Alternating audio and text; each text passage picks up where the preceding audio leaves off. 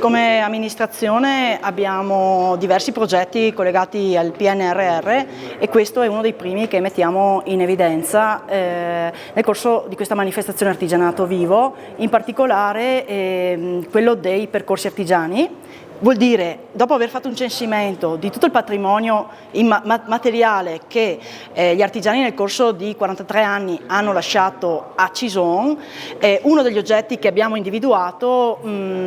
appartenente all'Associazione La Via dei Mulini è proprio questo libro, che necessitava di un restauro. La cosa bella di questo restauro è che non è solo un patrimonio materiale. Collegato a questo c'è tutto un patrimonio materiale e penso in particolare a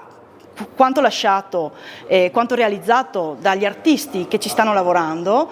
perché sono artisti intessuti nella comunità cisonese come Max Solinas o che stanno crescendo all'interno di questa come Lorenzo, che abbiamo visto prendere cura e prendere per mano questo oggetto. In più voglio anche nominare Fabio Tola, che ha realizzato il supporto per mantenere questo libro, per poterlo poi esporre e valorizzare nella sua valore appunto non solo umano ma anche come patrimonio immateriale. In più un altro piano del nostro progetto legato al PNRR è quello della valorizzazione dei documenti storici, e sulla realizzazione di questo libro abbiamo in particolare un video storico che mostra gli artisti che erano artisti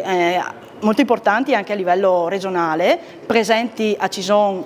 durante quella manifestazione di Artigianato Vivo, che hanno costruito questo libro. E grazie a uno dei nostri progetti di recupero del materiale digitale che all'epoca Natalino Merotto e nell'Associazione della Via dei Mulini avevano realizzato, abbiamo la possibilità di vedere com'era all'epoca la costruzione e com'è oggi il restauro.